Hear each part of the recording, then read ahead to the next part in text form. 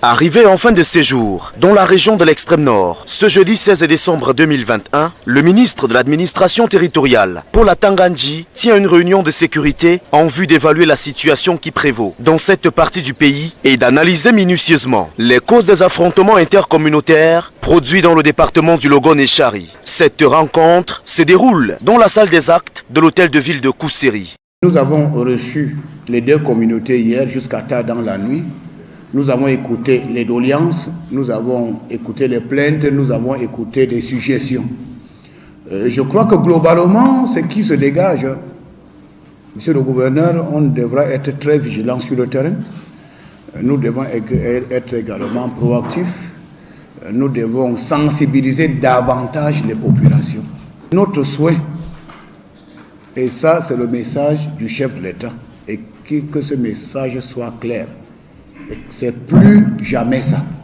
Les chefs traditionnels ont un grand rôle à jouer dans le processus de maintien de la paix et du vivre ensemble dans cette localité. La responsabilité des chefs traditionnels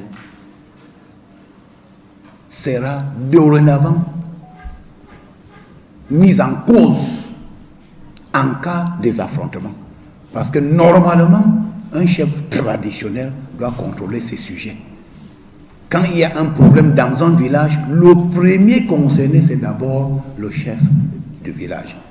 Et dès lors qu'il a reçu les plaintes des populations, il doit discipliner ces populations en leur disant comment vous avez posé les problèmes, laissez-moi m'adresser aux autorités administratives, laissez-moi m'adresser aux forces de défense et de sécurité. Bien que la situation sécuritaire soit sous contrôle et que le calme revient progressivement, Paul Atanga-Ndji recommande la vigilance de tous les instants. Pour l'instant, ce que nous pouvons dire, c'est que nous constatons que la situation est sous contrôle. Il faut déjà le retenir. Depuis que le gouverneur est ici, il est venu s'installer, ça fait pratiquement une semaine. Il a travaillé avec les autorités administratives, les forces de défense et de sécurité, en collaboration avec les populations, et nous constatons que le calme revient progressivement. Il y a le calme, mais nous recommandons, et c'est ce que le chef de l'État recommande, la vigilance de tous les instants. De nuit comme de jour, nous devons être extrêmement vigilants. Et c'est dans la vigilance qu'on peut anticiper.